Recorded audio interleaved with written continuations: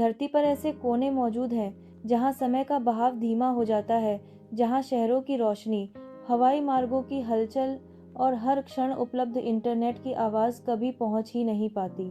इन द्वीपों के समुद्र किनारों पर बैठकर आप महसूस करेंगे कि यहाँ की हवाएं, पत्थरों की बनावट और तालाबंद मौन भी बताने को बहुत कुछ रखते हैं। कुछ द्वीपों पर मानव बसावट इतनी कम और दूरस्थ है कि पीढ़ियां एक दूसरे के नाम जानती हैं। कहीं पर प्रकृति ने अपने ही नियमों से एक अलग पारिस्थितिकी विकसित कर लिया है।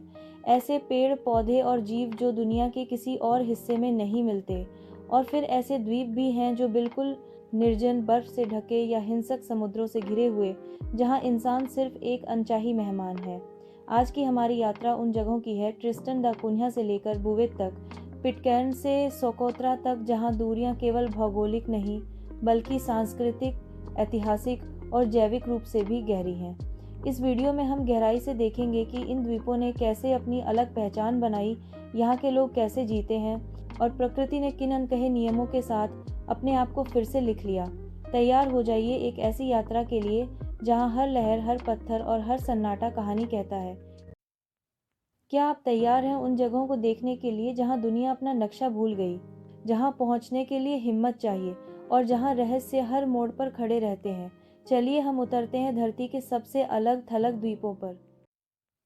ट्रिस्टन दा कुन्या दक्षिण अटलांटिक के बीचों बीच बसा एक छोटा ज्वालामुखीय द्वीप है, जिसकी छोटी क्वीन मैरीज पीक समुद्र तल से लगभग 262 मीटर ऊंची है और इसका ठोस अस्तित्व समुद्र की लहरों के बीच किसी अकेले पहाड़ जैसा दिखाई देता है। इस द्वीप को 1506 में पुर्तगाली नाविकों ने देखा था, पर स्थायी बस्ती 19वीं सदी में बनी। यहाँ के लगभग 200-300 निवासी पीढ़ी दर पीढ़ी इन पहाड़ियों और घास के मैदानों पर निर्भर होकर रहते आए हैं। ट्रिस्टन की अर्थव्यवस्था आत्मनिर्भरता और समुद्री संसाधनों, विशेषकर ट्रिस्टन रॉक लॉबस्टर पर टिकी है। गांव का जीवन धीमा और परस्पर निर्भर है। स्कूल, चर्च, एक छोटी सी क्लिनिक और सामुदायिक भंडार सभी मिलकर समुदाय को चलते रखते हैं। यहाँ पहुँचना केवल समुद्री मार्ग से संभव है। केप टाउन से कई दिनों की यात्रा के बाद मौसम जैसे बर्फीली हवाएं, तेज तूफान और नेविगेशन की मुश्किलें अक्सर बाहरी दुनिया से संबंध काट देती हैं। इसीलिए हर सामान, दवा या आपातकालीन व्यक्ति स्थानांतरण को महीनों पहले प्लान करना पड़ता है। पारिस्थितिक दृष्टि से ट्रिस्टन एक संवेदनशील डाइवर्सिटी हॉटस्पॉट है। समुद्री पक्षियों, सील और अनूठी तटीय प्रजातियों की वजह से संरक्षण के बड़े प्रोग्राम चले जा रहे हैं, पर विदेशी जीव जैसे चूहे और तेल रिसाव जैसी घटनाएं यहाँ के नाजुक इकोसिस्टम के लिए खतरा बनी रहती हैं। पिटकैर्न की गर्मी और तैरती हुई हरियाली आपको बताती है कि यह द्वीप कभी किसी ड्रामे का शिकार रहा। यह वही जगह है जहां 18वीं सदी के HMS बाउंटी के विद्रोही टीमें बस गए थे और उनके वंश आज भी यहाँ के छोटे समुदाय का आधार हैं। पिटकायर्न आइलैंड का भूभाग छोटा और पर्वतीय है। यहाँ रोजमर्रा की जिंदगी जनरेटर आधारित बिजली, सीमा पुरुष पानी के साधन और सामुदायिक खेती पर निर्भर है और स्थानीय संस्कृति में पॉलिनीशियन रीतियाँ और अंग्रेजी आदतें एक साथ मिलती हैं। द्वीप की आबादी मात्र कुछ दर्जन है और जनसंख्या समस्या एक बड़ा मुद्दा है। युवा लोग शिक्षा और अवसर की तलाश में बाहर जाते हैं, जिससे जनसंख्या घटती जा रही है। सरकार और समुदाय बार बार पर्यटन और आय के नए साधन तलाशते हैं, पर पहुंच की कठिनाइयां कोई नियमित एयर या शिप सर्विस नहीं सब कुछ सीमित कर देती हैं। स्वास्थ्य, शिक्षा और आपूर्ति सब कुछ महीनों के अंतराल पर आता है। एक मेडिकल इमरजेंसी या भवन सामग्रियों की किल्लत के समय जीवन कच्चा और सख्त दिखने लगता है। ऐतिहासिक तौर पर यह द्वीप मानव साहस और एकांत का प्रतीक बन चुका है, जहां विरासत, वंश और दूरी एक दूसरे में पिरोए हुए हैं। ईस्टर आइलैंड रापा नुई अपनी विशाल पत्थर की मूर्तियों, मोआई के कारण विश्वभर में प्रसिद्ध है। ये सन्नाटे में खड़े पत्थर मानो उस समय की गूंज है जब यहाँ की सभ्यता प्रमुख थी और फिर घटकर कुछ रहस्यमयी कारणों से बदल गई। द्वीप के पॉलिनेशियन बसने का इतिहास, विशाल पत्थरों के खनन व ढुलाई की तकनीक और जंगलों के कटने से जुड़े इकोलॉजिकल परिवर्तनों का संगम यह बताता है कि मानव क्रिया कलाप किस तरह परिदृश्य बदल देते हैं। मिट्टी का कटाव, संसाधनों की कमी और सामाजिक तनाव यह सब मिलकर बड़े परिवर्तनों का कारण बने। आधुनिक रापा नुई की आबादी आज मुख्यतः पर्यटन, सरकारी नौकरियों और स्थानीय हस्तशिल्प पर निर्भर करती है। चिली प्रशासन के साथ द्वीप की पहचान और सांस्कृतिक संरक्षण का जटिल रिश्ता चलता है, जहां मौलिक रीति रिवाज और अंतर्राष्ट्रीय पर्यटन के बीच संतुलन बनाना उएटाजिंग है। प्रत्येक मोआई के आगे बसे भित्ति चित्र, प्लेटो और कीलें, ये सब पुरातत्वविदों को आज भी प्रश्नों में डालते हैं। इन शिलाओं के निर्माण का वास्तविक उद्देश्य क्या था और इन्हें उठाने में समाज ने क्या कीमत चुकाई? पर्यावरण एवं सांस्कृतिक संरक्षण के संदर्भ में रापा नुई एक चेतावनी भी है कि विकास अनियोजित हुआ तो विरासत और प्राकृतिक संसाधन दोनों खो सकते हैं। बुवेट आइलैंड वह ठंडी ठंडकी चट्टान है जो दक्षिण अटलांटिक में अकेले बसी है और जहां मानव बसावट का कोई स्थायी निशान नहीं। लगभग पूरी सतह ग्लेशियरों और स्थायी बर्फ से ढकी है और मौसम इतनी क्रूरता से बदलता है कि यहाँ टिकने की कोशिश करना बेमानी सा दिखता है। नॉर्वे के नियंत्रण में यह द्वीप वैज्ञानिकों के लिए अस्थायी स्टेशनों या मौसम विज्ञान अभियानों का लक्ष्य रहा है, पर यातायात और परिचालन की चुनौतियां इतनी बड़ी हैं, कोई बंदरगाह नहीं, कोई रनवे नहीं कि यहाँ केवल चुनिंदा वर्षावली मिशन ही जाते हैं।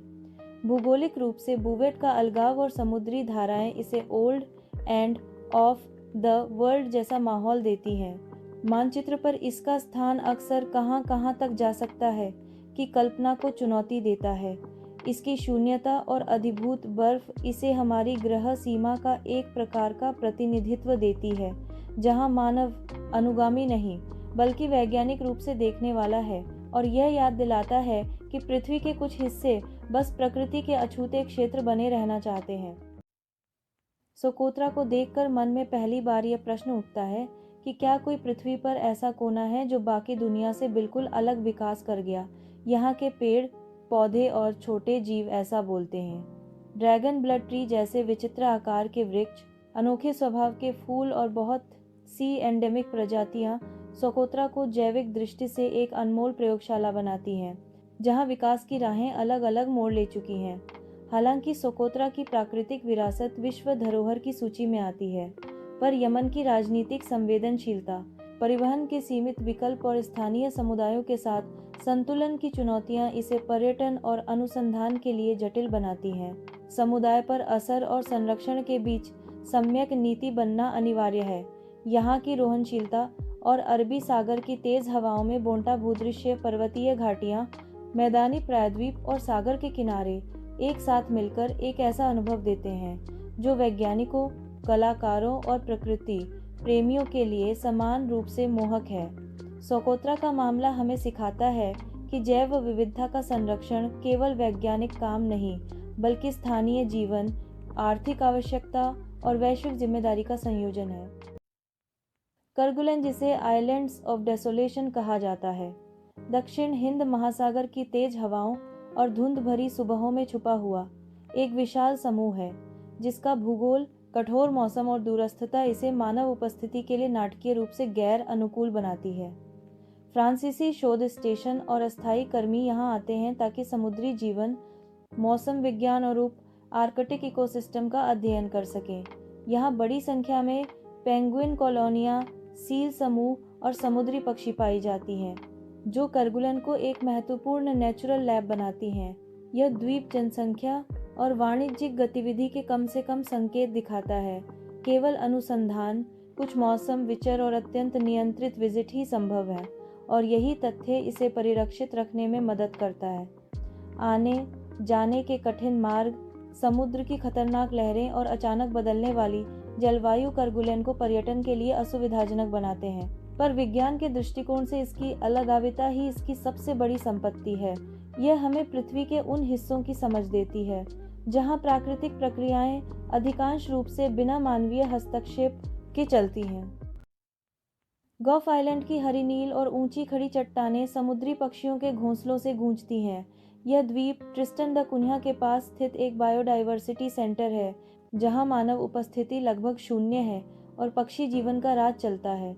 यूनेस्को द्वारा मान्यता प्राप्त यह द्वीप अल्बाट्रॉस, पेट्रल्स और कई अन्य समुद्री पक्षियों के लिए महत्वपूर्ण प्रजनन स्थल है, और वैज्ञानिक अभियान यहाँ आते हैं ताकि समुद्री भोजन श्रृंखला आवासीय पैटर्न और जलवायु प्रभावों का अध्ययन किया जा सके।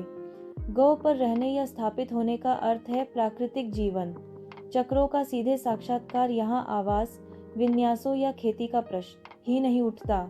इसके बजाय आंखों के सामने चलने वाली बड़ी छोटी जीवंत प्रक्रियाएं स्वरूप बनाती हैं। संरक्षण की चुनौती गलत संक्रमणों जैसे अनचाहे प्रजातियां और दूरस्थ निगरानी में रही है।